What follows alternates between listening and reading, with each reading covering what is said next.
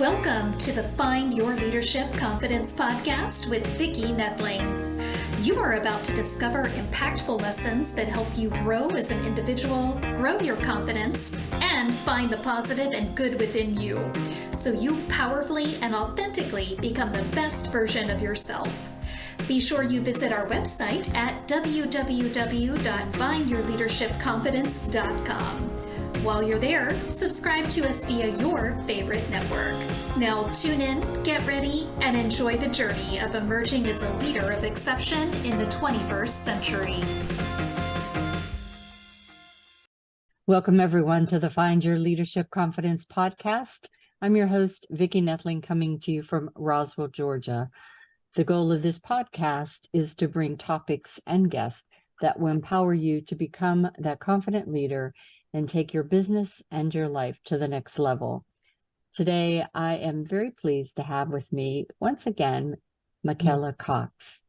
Please let me tell you a little bit about Michaela. She is a multi-published author and speaker who writes and speaks on diverse topics ranging from faith, spirituality, to motherhood, parenting, and family, to grief and loss. She also speaks on we the people and our love of country and patriotism and the way of system of government. She equally writes and speaks of her life experiences of disability and being legally blind, but striving to thrive and overcome. Michaela also has authored a book entitled Living the Beach Life and an earlier work of a collection of poetry entitled Heartfelt Meditation, a collection of poetry inspired by cherished scriptures. Michaela takes the inspiration for her writings from her own life's journey, walking and traveling, a journey that has taken her from much tribulation to learning how to, at the age of 26 and then again at 38, overcome the loss of her beloved husband, and thus having to journey through motherhood, widowhood, solo single parenting, and managing with her disability. These experiences very much influenced her work as an author, and her journey through motherhood, her journey through faith, has helped her these 35 plus years. So we're going to talk about her thriving in life. I think in some of your podcasts, you talk about from survival to thrive, from surviving to thriving. And I thought that was awesome. So we're going to just talk about thriving in life, and you can inspire the audience with what you've done. So please join me in welcoming my guest, Michaela Cox. Hello. Michaela, so good to have you back. And, Thanks for having me. This time, we actually got to give a lot more background information for you. So that's great. So we're going to talk about thriving and resilience and how you really took so many turns in your journey to really come out on the right side. So let's just talk about first, where do you call home? Where do you live? I live in Louisiana, but I'm originally from Texas, and that's what I claim. And then, yeah, I'm a Texas. As a true Texan. Yeah, I'm very much a Texas girl. I don't want to offend anyone in the audience, but I tend to call Louisiana Louisiana. But that's it's really that Texas.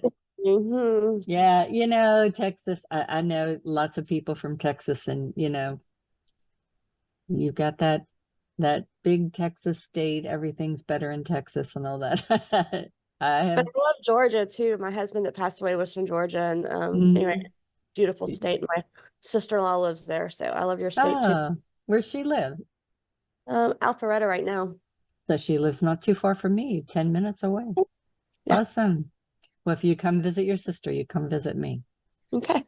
So let's talk about this journey that you have gone through. I know 35 years is probably a lot of twists and turns, but kind of summarize, what was it like that really has taken you to say, this is my passion, this is what I have to do, this is what I must speak on, because of what I've lived, what I've learned, what I've overcome. Well, it's been 45 years now, but I think when I wrote 35 years, I was talking about my faith journey. It's time 40, so it's more than that. But I don't know. I feel like we're given things in life that you can, it really comes down to part of what we're going to talk about is being defined by your circumstances or defining it for yourself. And like, you can either say this sucks, which it does. I'm not saying it doesn't. And I'm not here to say that I have all the answers or that everything's perfect or that I don't have my own interesting days. That would be, especially in the last 7 years of doing widowhood and solo parenting. And now I'm raising a teenager and she's going into high school this year. So I'm sure that's going to be very much true over the next 4 years. And then I get to do it again with my son who will, is ending up elementary school this year. Oh, wow. What a big switch. Yeah. Two different. Well, I don't know. Sometimes the high schoolers act like elementary. So. Yeah. They'll be 11 and 14 in August. So I feel like you can either, I don't know, do nothing with it or you can say, okay, what good can come out of this and how can I use it to help? Or like I said, I don't know all the answers, but I've learned a lot and I've given a lot of truth and wisdom from it. So if it helped me, then maybe it can help someone else. I mean, granted, my obstacles won't be someone else's obstacles and their obstacles, mine aren't theirs and theirs aren't mine. Yeah. None of us get out of this life unscathed. Like, show me a person who gets out of life from birth to death where they don't go through something. Yeah. Good luck. So I true. challenge you because you're not going to. Yeah, but absolutely. What that tells us is it's not a question of if, it's a question of when, how many, and to what degree. So I asked this question, would you rather be frozen like a deer staring into the headlights of life, not knowing what to do? Or would you risk drowning in it? Or would you rather be equipped to go, okay, I want to figure out how to get through this and survive it, and not only just survive it, but thrive?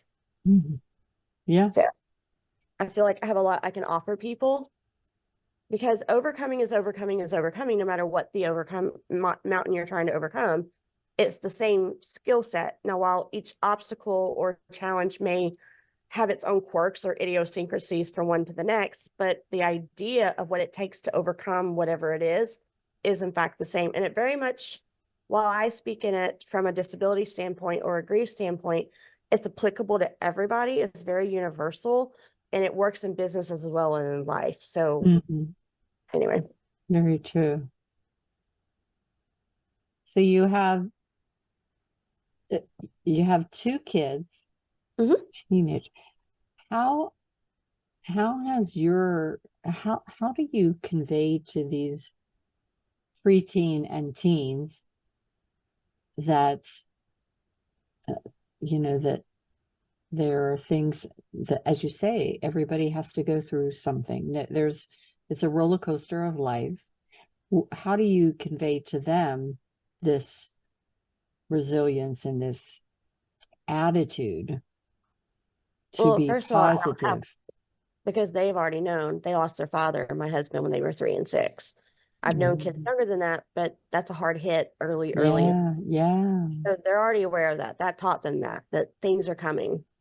There's going to be a storm at some point. Now, I hope that they are truly listening to me. Now, that's debatable in parenthood about how much our kids actually listen to us. Time will tell when they're out in the world and contributing, hopefully. But I would like to see that. I would like to think and say that not only do they hear me say it, they see me walking it out. Yeah. Because they know I'm disabled and they know I lost, they lost their dad. I lost my husband.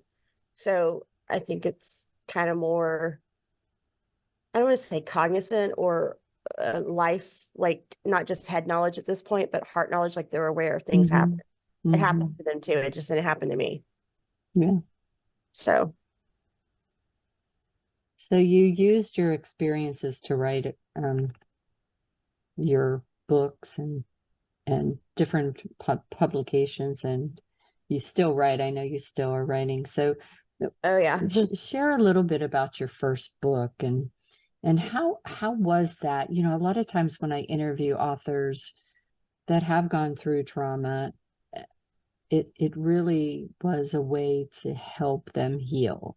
So was that what the purpose of your book was, or did that happen by just happen chance?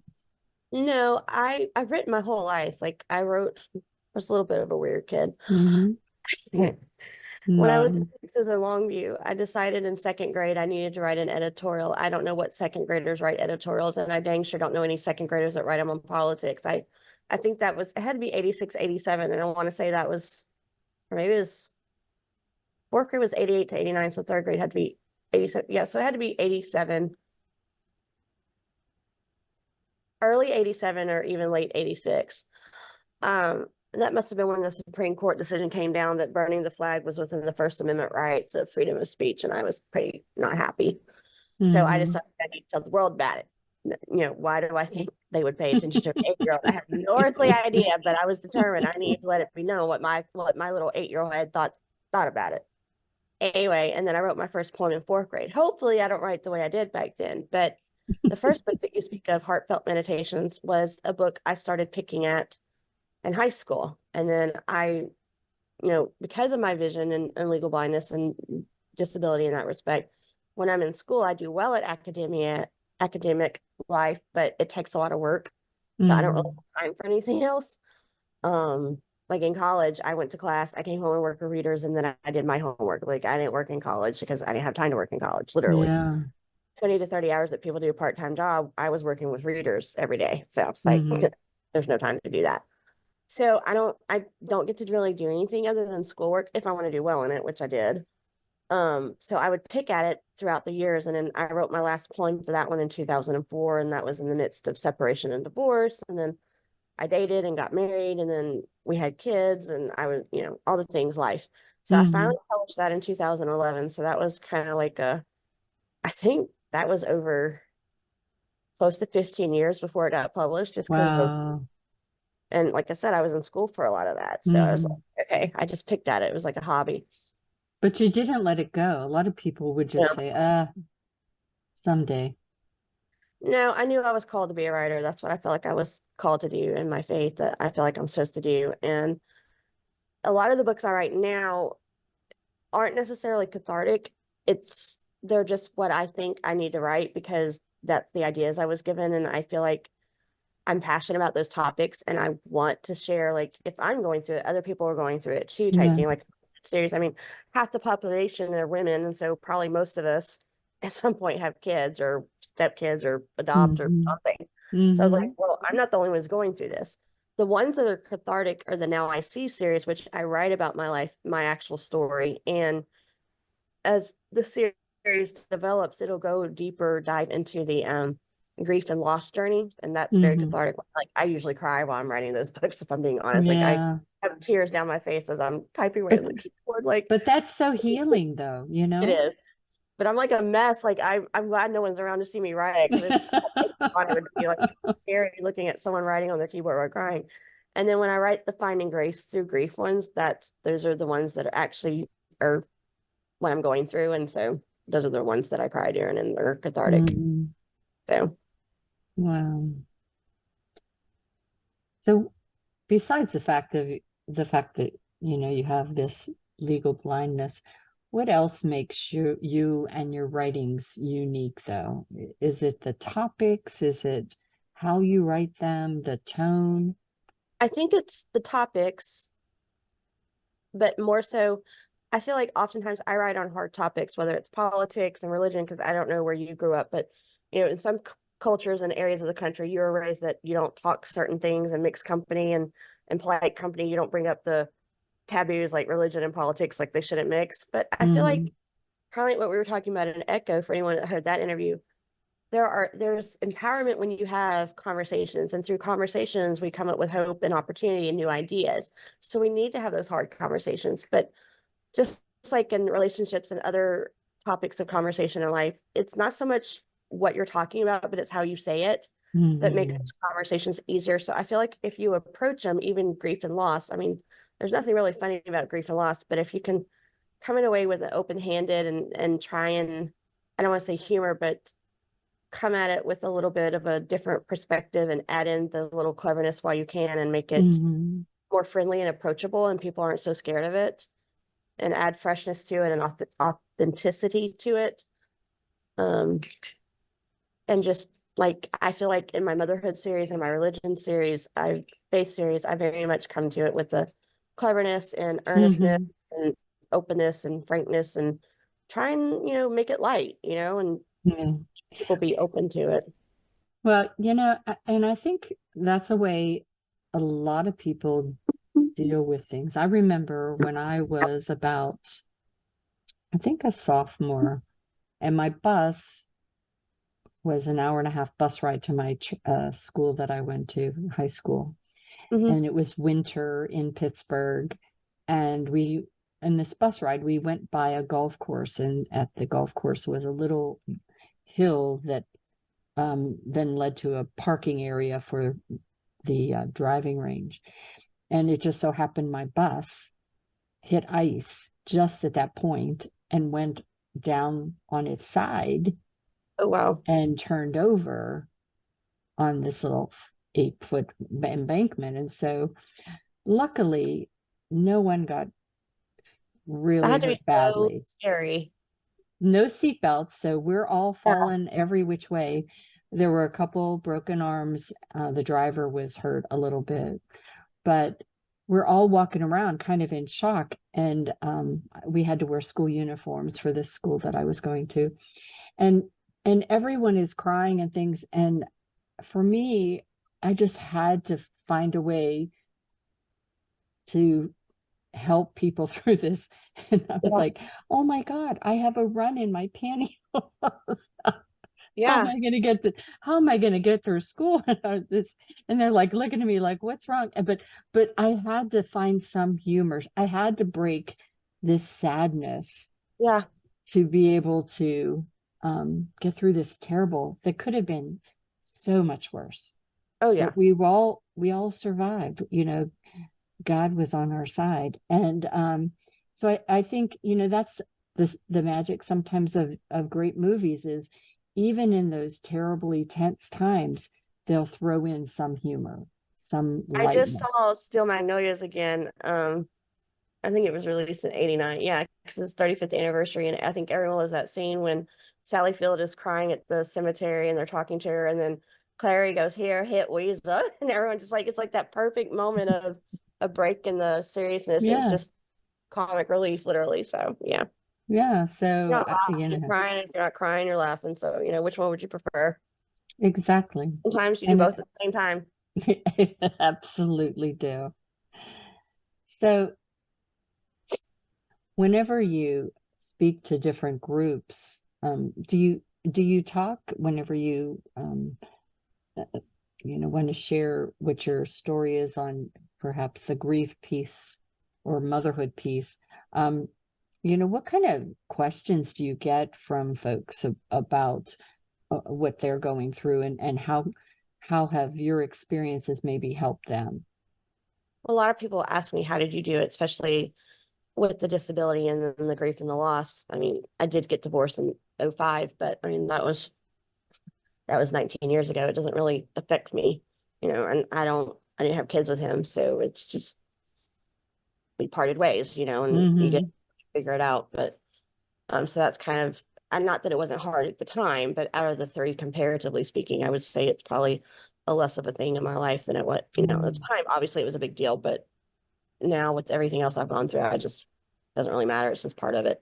And I put it that way because I was in a PR and speaking class, and they were like, come up with a pitch or a catchphrase or a hook, not a catchphrase, and like something that relates to your life. And I said, okay, well, 38 triple D, which not what people think it sounds like. It's I know what you mean. But it grabs people's attention because, like, I know people, it stands for the disability, divorce, and death, all by the age of 38, because I was 38 when my husband died in 2017, 7 years ago, this past April. And so I could say by the age of 38, I've lived through all three. And it's like, whoa. I know people that have one, like unfortunately in our society, probably 50% of us are divorced. Okay, fine, whatever. Maybe we shouldn't accept that as the reality of our culture now, but it is what it is. We all go through death or grief at some point. Yeah. Or I know some people that are disabled, but I don't know, and I might know people that are two of those, but I'm quite sure somewhere on this planet and 8 billion people, there is someone that may have experienced all three. But when I say I don't know anyone, I'm talking about in my everyday, what's applicable to me, where I live, in the space I live in, where I do life. I don't know anyone who has all three, and definitely not by the age of which I could say 38, I've lived through all three. Okay. Mm-hmm. It does not exist for me in my personal life Mm-hmm. space. Okay. So not many people can speak to that. And people ask me a lot, well, what did you do? How did you get through it? And I say oftentimes, I didn't know it at the time. I was already doing it at a young age. I just didn't maybe realize how to word it or express it the way that I do now, like in the Finding Grace Through Grief, the 5-step process of going, finding grace in my grief. But I did it when I was younger, and it really served me well, because it's kind of like when you go through it once, it's kind of like muscle memory, and you're like, oh, I've done this before. I'm just applying it to a different set of circumstances. Right. Okay, I got this. Some days I do, some days I don't, but in the last 7 years. But the point is, I know what I'm talking about, and I know what I need to do. Like, I already kind of knew what to grab for. Like, when you're looking for a tool or something, and you're like, as opposed to if you didn't know what would work, well, I know it works because I've already done it twice. Mm-hmm. And I had to do it when I lost John, my husband, and I'm still doing it on a daily basis. So Yeah. it's the way I was raised to believe. We don't quit, we don't give up, and you don't stop, and you keep doing what you got to do. Yeah. And this past year, I've had 2 good friends that unexpectedly lost their husbands. Yep. And it's hard. yeah. And, I've had other podcast folks on talk about how do you talk to people that have been through that? Because when you ask them, how you doing, the people that I've talked to said, I don't know how to respond to that. That's not a question you should ask me, because obviously, I may not be doing well, but I'm getting through every day. It depends on the person and the circumstances, because I'm like, if they don't know me that well and I don't want to go into the whole story of it, I call it putting on the mask and the charade of like, it's just easier in that instance to say I'm fine when we all know it's BS for the ones that know me. Yeah. But if it's someone that I know reasonably well, that I feel like I can get away with this, I'll say, what kind of answer do you want? Like, do you want the quick, nice, socially polite answer, or do you want to hear the real truth? And then I shut up. If we have time for a conversation, then we do. We don't. But it's my humor of like, what kind of answer do you want? Like, how much time you got? Like, Exactly. What answer will you want to hear right now? Yeah. And when you give just a general question, when you give them the gut, this is the reality, you want it, I'm going to lay it out for you. How does it help you to just do that, or is it not helpful? It is helpful, because I've learned not everybody, people mean well. Okay. I'm not saying they don't, and they have good intentions, but they don't really know what they're asking. And then they don't know what to do with it. And they don't want to know how to do with it because they don't know what to do with it. So I've learned quickly, you've got to be carefully identify the people in the space and the time, their space for you to say what you're really thinking or going on in your head. Always appropriate. I don't mean wrong. I just like, when you're at church on a Sunday morning, when you're walking in to sit down for service, you don't have time for a 20-minute conversation. Okay. So the polite answer is fine. Yeah. But then I get tired, but sometimes I get tired of acting. I'm like, you know what? Whatever. It's exhausting to have to act all the time. Yeah. So what would be some words of wisdom, tips, I don't know what you want to really call it, to give to the audience that may be going through some sort of trauma, some sort of D word maybe, that could help them get to thriving? Maybe not thrive right away, but get there. You're not going to thrive right away. It's a process. It's a journey. And that's the point. Whatever it is a journey, and it is a process. So I would say, especially in grief for sure, but in any major experience, I would say give yourself time and be kind and grace to yourself. And know that it's your journey and your journey alone. While you may not have to travel it alone, what I mean by that is no one gets to tell you how to travel it, especially if they haven't been through, because they don't know what the crap they're talking about. Yeah. So they don't get to dictate or try and tell you or show you how it is to do something that they've never even done. Mhm. So it's only you and you alone that get to decide what's best for you, of what you need to travel that journey. And Mhm. and that's okay to do that. And you need to be okay with that and find what works for you. While I talk about what I've used to get through all this stuff of the triple D's, I can't tell anyone how to travel their journey and what's right for them, but I can give them what they need to travel it. Does that make sense? It Yeah. seems like a fine distinction without, differentiation, but it really is different. I can't give you your own roadmap. I mean, I wish I'd had a roadmap. Okay. There are no roadmaps for life, Yeah. especially True. in the circumstances, but I can show you what you need to equip yourself to get through it. So in your travels, do you sometimes become that mentor, that coach, that understanding ear for some people? I have a couple of, it was really weird. I was kind of, at least in my personal space, the first one really to have the hard hit of losing a husband. Hmm. And most of my friends can say they've been married for 15, 20, 25 years, whatever it is. And I'm not in that position, obviously. Like we didn't even make it to our 10th. We were 38 to 44 days shy of our 10th wedding anniversary. Mm. Um, but it was really strange because I started paying attention and I don't know if it's just because I was more cognizant of it because I was in grief, or as we get older, it's just we notice these things, or if it was just a weird thing. It was like I think I could literally count probably around 2018, 2019. So I was somewhere in the ballpark of 1 to 2 years in my own grief journey. No, I Mm. take that back because there was two people I knew the same summer or that fall that lost their spouses. But And over then the you last, had COVID right after that. yeah, exactly, in 2020. So I could probably name you either really close friends or acquaintances or some close connection of easily probably 10, 15, 20 people that have since me of the last 7 years have either become widows or widowers because there was a couple guys in Mhm. it too. And I do have a couple of them that I talk to, and I'm always willing to make myself available Mhm. because I get it. I mean, people say they get it, but unfortunately, it's a club you don't want to be a member of, and you can't really get it till you get it. So, Yeah, so true. So it is time for us to share your contact information.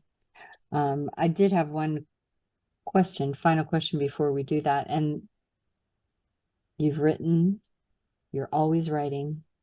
yep. What are your future plans or projects do you have? I need to finish up a rough draft right now, and then I hope to have new things coming out pretty much June, July, August, September, and November of this year, and then I have to start writing for 2025. And with the Finding Grace Through Grief stuff, I'm working on trying to figure out how to make that maybe a program. No, good. Yeah. Yeah. And then I did my TEDx talk last fall. So, and I feel like there's so much we could dive into. Like we didn't really talk about the 5 steps, but Yeah. that Oh, let's go each ahead and do that. We'll go a little long. one of I'd those love. each one of those steps could be a topic in and of itself. The short version, and I'll answer any questions you want because I know time is sensitive. The G is for grounding yourself and finding what is going to hold you steady in whatever storm you're in. Now, for me, that personally is my Christian faith is a huge part of it, but I realize that's not for Mhm. everyone. But we all believe in something that holds us Yeah. firm. Okay. Hmm. I, it could be another religion, it could be another faith, it could be your spirituality, it could be whatever. Now, I choose Christianity, and I feel like that's my path, and I feel that is the path. But I realize we're living in a free country, and you can choose the path that works for you. Um, and maybe it's your family, maybe it's your friends, or maybe it's a combination of, but something that's holding you steady during this storm and allows you to keep continuing to travel. And then you get to the R, which I've kind of hit on is redesign.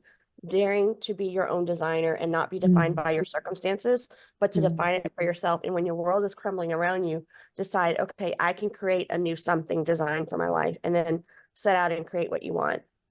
That Always involves, reinventing. that involves a key thing for me is choices. It's all about choices. And you can say, well, I don't want to make a choice. Well, I hate to burst your bubble. By you saying you're not making a choice, you're making a choice. So That's right. life is literally, the direction our life goes is literally based off of the string of choices we put together that takes us one direction or another. And had we made a different string of choices, it would have headed us in a different direction on a different journey and path and destination. Exactly. So it's literally about our choices. And sometimes that's hard to choose, but it does come down to your choices. You can choose. Do you want to be a victor, a victim? Do you want to just give up? Do you want to whatever? And then the third one is abundance, learning to live in abundance. And that can be finances, but I don't talk about finances. I'm not your financial girl. I have my own planner. But it is talking about finding abundance in life and in your mindset. And to me, sometimes that's the harder one, because we can't really control the thoughts that come in our head, but we do get to control what we do with them. Are we going to lean into maybe the toxicity and the downward spiral? Are we going to try and have a positive, healthy mindset? And that's why we say in our society, mindset is the game changer and like the master key to everything. And if you put your mind to it, you can do it. And if you don't put your mind, you won't do it. So I almost feel like that's the bigger piece of it. Sorry, I have a kitten bothering my other cat.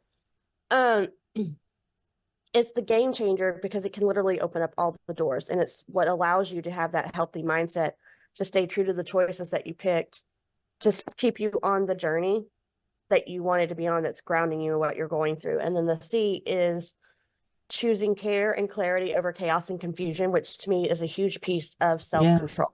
Not self-care, excuse me. Sometimes we have to control it to be able to. It's true.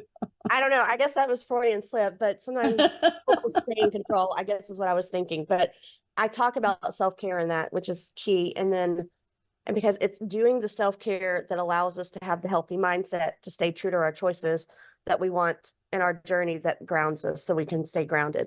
And then the E is for being equipped, because we all need things in order to do this. I mean, we send our kids to school and we say, first thing, if you got a question, you raise your hand and say, I got a question. We learn, we grow, we explore, we're curious. And we don't go on trips without needing something. So we need to equip ourselves well so that we can have what we need to keep our care in a good space, so that we can have the healthy mindset to keep true to the choices that allow us to stay on the path that we're traveling and stay grounded in it. And then therefore grace. And then in doing those 5 aspects of grace, you will eventually find yourself in the place just not surviving, but it will allow you to eventually thrive and live your best life. Awesome. Yeah, we definitely can spend some more time on just those 5 things. We'll have to have you back to do that. I'd love to do that. If you think that would serve your audience, I would be honored. Yeah, that would be awesome to talk a little bit more about that again. All right, so I'm going to go ahead and share my screen. For those that are just listening, you know the drill. You should run and grab a paper and pencil to get this information down, but it can all be found on my YouTube channel, Vicki Noethling. Please subscribe, as well as my findyourleadershipconfidence.com. But for those that are watching, you can take a screenshot of this. All right, so the website is myheartfeltmeditations.com. Again, myheartfeltmeditations.com. Facebook, you can search Facebook and YouTube. Search by her name, Michaela Cox. That's Michaela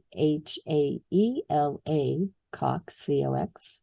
And Instagram is NowIC779. NowIC779 for Instagram. She has her call to action is just going to her website and checking out to learn more. So I'll turn it over to her to just share a little bit about what you'll find when you go to her website or any of those social media sites that she spends the most time in.